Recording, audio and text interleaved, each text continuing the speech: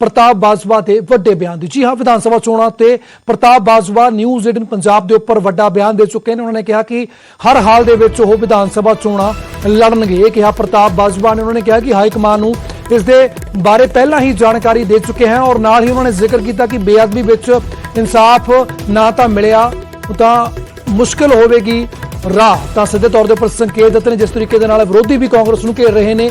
बेअदबी के मामले को लैके लगातार 4.5 साल का समा कांग्रेस सरकार का बीत चुकिया पर हाले तक इंसाफ नहीं मिले। इस उपर भी उन्होंने बोलिया कि बेअदबी दे विच इंसाफ ना मिलिया तो इलैक्शन तो पहला इलैक्शन दे विच जिहड़ी चोण लड़नी और उसका राह बहुत मुश्किल होवेगा। उन्होंने कहा कि कांग्रेसी विधायकों का चोणां लड़ना बेहद मुश्किल हो जाएगा। जे दे विच उन्होंने नाल ही कहा कि सारे मंत्री ते विधायक भी चाहते हैं कि जल्द कार्रवाई होवे।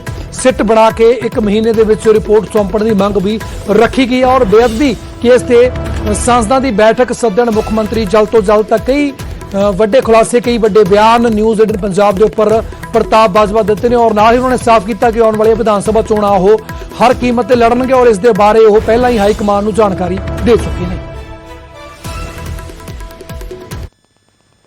इस हफ्ते क्योंकि ये साडी पहचान की लड़ाई, गुरु ग्रंथ साहब की बेअदबी करने वाले लोग जिहड़े ने वो बाहर नहीं जाने चाहिए क्योंकि ये साडा इलैक्शन का वादा भी। तो इस गल कारण असीं चाहांगे, असीं भी बड़े बेचैन हाँ, मैंबर्स ऑफ पार्लीमेंट भी बेचैन ने कि जे नवीं सिट कदों तक बनेगी, सिट के मैंबर कौन कौन होणगे, उन्हां ते देख रेख ऐतकी कौन करेगा। तो दूसरी गल है कि 1 महीने दे विच साडी सारिਆਂ दी मंग है कि 1 महीने दे विच इस सिट जिहड़ी है ये अपनी कंप्लीट करे काम जिहड़ा ते चलान पुटअप करे कचहरी दे विच फरीदकोट दे विच। ते जिहड़े दोषी ने जिन्हां लोकां ने गोलियां चलवाइयां ने, चलाण वाले तो दोषी है ही है ने, बट जिन्हां दे ऑर्डर्स होए ने जिहदे विच मुख मंत्री पंजाब उदों दे उत्थों दा डिप्टी चीफ मिनिस्टर जिहड़ा होम दा इंचार्ज सी ते डायरैक्टर जनरल जिहड़ा पुलिस दा सी, ये बंदे जिहड़े दोषी ने कटहरे विच खड़े कीते जाण ते इन्हां नूं डे टू डे हेयरिंग करा के अपनी सरकार इलैक्शनां तो पहले अनाउंस। तां कई वड्डे बयान न्यूज़ 18 पंजाब के उपर दिते ने प्रताप बाजवा ने। उन्होंने कहा कि जल्द तो जल्द जिहड़ी फायरिंग जी हुई सी और बेअदबी मामले से मुतलक जी हुई सी फायरिंग इन्ने साल बीत जाने के बावजूद भी जो इंसाफ नहीं मिलया और उसके उपर जल्द सिट बननी चाहिए और 1 महीने के अंदर जोड़ा है वो फैसला भी होना चाहिए। नहीं तो जी आने वाली इलैक्शन है उसकी राह बेहद जी है औखी हो जाएगी कांग्रेसी लीडर के लिए। तो साडे सहयोगी पंकज कपाही जोड़ रहे हैं सीधा। पंकज, ना केवल प्रताप बाजवा इस तो पहला भी कई मंत्री अस्तीफे की भी पेशकश कर चुके हैं और लगातार कैप्टन अमरिंदर सिंह नूं यह अपील कर रहे हैं कि जल्द तो जल्द कुछ करो क्योंकि बहुत समा नहीं रहा हुण 2022 के चढ़न के और इलैक्शन आ रहा। लोगों ने जवाब मंगना सीधे तौर के उपर जो 2017 की चोणां हुईयां सी उदों मुख जिहड़ा मेन एजेंडा ही सी कांग्रेस का कि जल्द तो जल्द दोषियों सजा मिलेगी, पर होया कुछ भी नहीं। 4.5 साल बाद हले भी खाली है, जिहड़ी सिट बनाई सी वो जीरो होगी। नवीं सिट कदों बनूगी, कदों फैसला होगी, इस गल लैके चिंतित नजर आए ने प्रताप बाजवा। होर किस तरीके नाल देखदे हो उन्हां दे बयान नूं?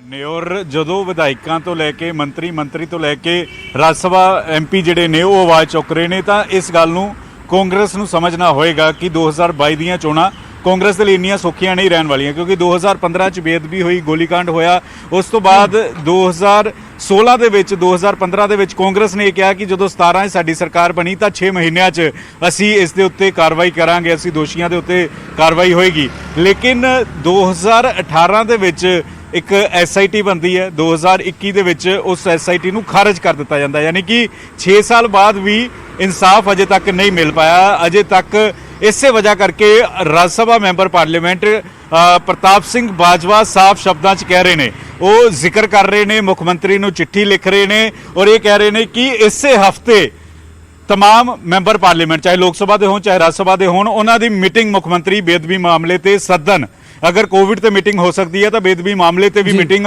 होनी चाहिए। और जिक्र इस गल का कर रहे हैं कि एक पहला SIT बने क्योंकि 1 महीना हो गया कोर्ट के हुक्मां नूं, 1 महीने दे विच SIT नवीं नहीं बन सकी है। जिक्र जरूर होया कि नवीं SIT बनेगी लेकिन अजे तक मैंबर ही नहीं मिल पाए ने। तो इसे वजह करके कहा गया हुआ प्रताप सिंह बाजवा वालों अपनी चिट्ठी दे विच कि एक SIT बने और SIT जिहड़ी है 1 महीने के अंदर अंदर अपनी रिपोर्ट जिहड़ी है वो सबमिट करे, अपने चलान जिहड़े है वो फरीदकोट दे विच सबमिट करे और एक्शन जिहड़ा वा होवे। अगर एक्शन नहीं होया, अगर कार्रवाई नहीं हुई तो फिर 2022 ਦੀਆਂ ਚੋਣਾਂ ਔਖੀਆਂ ਹੋਣਗੀਆਂ, ਲੋਕ ਸਵਾਲ ਪੁੱਛਣਗੇ, ਲੋਕ ਪਿੰਡਾਂ 'ਚ ਅਜੇ ਵੀ ਕਾਂਗਰਸ ਨੂੰ ਸਵਾਲ ਪੁੱਛ ਰਹੇ ਨੇ। ਬਿਲਕੁਲ ਤਾਂ ਲੋਕ ਸਵਾਲ ਪੁੱਛਣਗੇ ਔਰ 2022 ਨੂੰ ਲੈ ਕੇ ਹਰ ਇੱਕ ਚਿੰਤਤ ਹੈ, ਖਾਸ ਤੌਰ ਦੇ ਉੱਪਰ ਕਾਂਗਰਸੀ ਲੀਡਰ ਔਰ ਹਰ ਇੱਕ ਦੀ ਜ਼ੁਬਾਨ ਦੇ ਉੱਪਰ ਇਹੀ ਗੱਲ ਹੈ ਕਿ ਕਦੋਂ ਇਨਸਾਫ ਮਿਲੇਗਾ, ਕਦੋਂ ਨਵੀਂ ਸਿੱਟ ਬਣੇਗੀ ਔਰ ਕਦੋਂ ਆਪਣੀ ਉਹ ਜਾਂਚ ਕਰੇਗੀ। ਫਿਲਹਾਲ ਪੰਕਜ ਬਹੁਤ ਬਹੁਤ ਧੰਨਵਾਦ ਸਾਡੇ ਨਾਲ ਜਾਣਕਾਰੀ ਸਾਂਝਾ ਕਰਨ ਦੇ ਲਈ। ਤਾਂ ਪ੍ਰਤਾਪ ਬਾਜਵਾ ਨੇ ਵੀ ਬਕਾਇਦਾ ਇੱਕ ਚਿੱਠੀ ਲਿਖੀ ਹੈ ਮੁੱਖ ਮੰਤਰੀ ਨੂੰ, ਜਿਸ ਦੇ ਵਿੱਚ ਜ਼ਿਕਰ ਕੀਤਾ ਗਿਆ ਕਿ ਜਲਦ ਤੋਂ ਜਲਦ ਸਿੱਟ ਬਣਾਈ ਜਾਵੇ ਔਰ ਜਲਦ ਜਿਹੜੀ ਹੈ ਉਹ ਸਿੱਟ ਆਪਣੇ ਅੰਜਾਮ ਤੱਕ ਪਹੁੰਚੇ ਔਰ ਦੋਸ਼ੀਆਂ ਨੂੰ ਸਜ਼ਾ ਮਿਲੇ। तो गल करते अगली वड्डी खबर दी, हिमाचल दे विच ई पास दा फर्जी बाड़ा सामने आया। जी हां, डोनाल्ड ट्रंप दे नाम दे उपर भी हिमाचल दे विच पास बने ने। मैगा स्टार अमिताभ बच्चन दे नाम दे उपर भी हिमाचल दे वल्लों पास जारी किए गए ने। लॉकडाउन दौरान बनाए जा रहे ने ई पास। तां सरकार दे वल्लों, हिमाचल सरकार दे वल्लों परमिशन लैण दे लई ई पास जरूरी कर दित्ता गया, जिस तो बाद इस दे विच फर्जी बाड़े देखण नूं मिले ने। बकायदा अमरीका दे साबका राष्ट्रपति डोनाल्ड ट्रंप के नाम के उपर एक पास बनया, जारी किया गया और हिंदुस्तान के मैगा स्टार अमिताभ बच्चन के नाम के उपर पास जारी किया गया। हुण सवाल यह उठता है कि इस फर्जी वाड़े उत्ते आखिर जवाब कौन देगा। टीवी स्क्रीन के उपर भी तुहानूं दो स्क्रीन शॉट दिखा रहे हैं उन्हां ई पास के, जिस दे उपर एक ई पास के उपर डोनाल्ड ट्रंप का नाम है और दूसरे के उपर अमिताभ बच्चन का।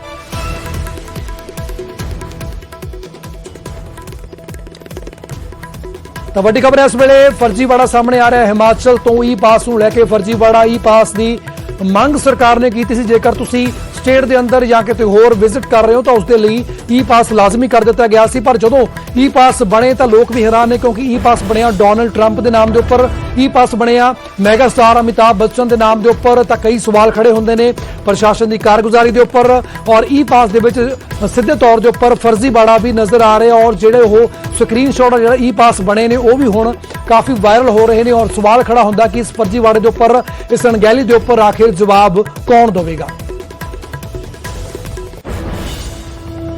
वड्डी लापरवाही सवालों के घेरे विच है प्रशासन की। हिमाचल तो खबर आ रही है जिथे कि ई पास नूं लैके फर्जीवाड़े की खबर सामने है। तो इस खबर से गलबात करते हैं साडे सहयोगी रणबीर जुड़ रहे हैं शिमले तो। रणबीर, तो बड़ी कह सकते हैं कि बड़ी जे अणगहली की गई है इस मामले को लेकर, और जैसा कि अभी अमिताभ बच्चन और डोनाल्ड ट्रंप के नाम के जे ई पास नजर आ रहे हैं, तो कहीं ना कहीं फर्जीवाड़ा नजर आ रहा है। तो इस मामले में भी क्या अपडेट है और क्या प्रशासन इसके लेकर अब कर रहा है?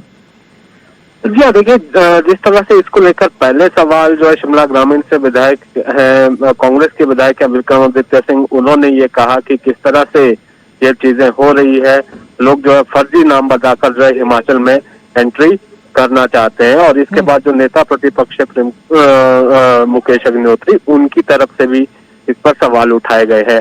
तो इस बारे में जब जिला प्रशासन से पूछा गया, क्योंकि यहाँ पर जो रजिस्ट्रेशन किया गया था हिमाचल आने के लिए वो शिमला जिला के लिए किया गया था, जो यहाँ के जो डीसी हैं बिल्कुल रणबीर, आप बने रहे हमारे साथ। मुकेश अग्निहोत्री भी जुड़ चुके हैं जो कि विरोधी दल के आगू हैं हिमाचल प्रदेश से।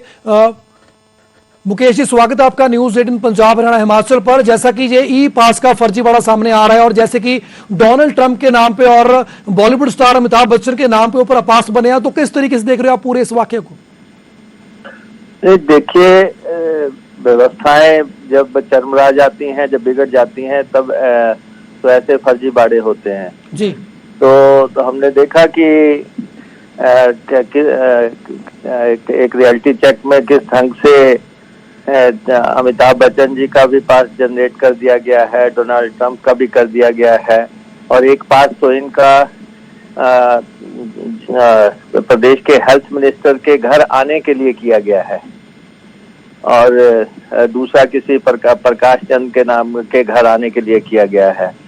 और इसमें जो गाड़ियां डाली गई हैं, एक मारुति 800 गाड़ी दर्शाई गई है और महिला के नाम की, और एक बीट गाड़ी जो बिल्कुल वो छोटी होती है, तो छोटी गाड़ी, तो वो ट्रंप के लिए इस ढंग से दिखाई गई है।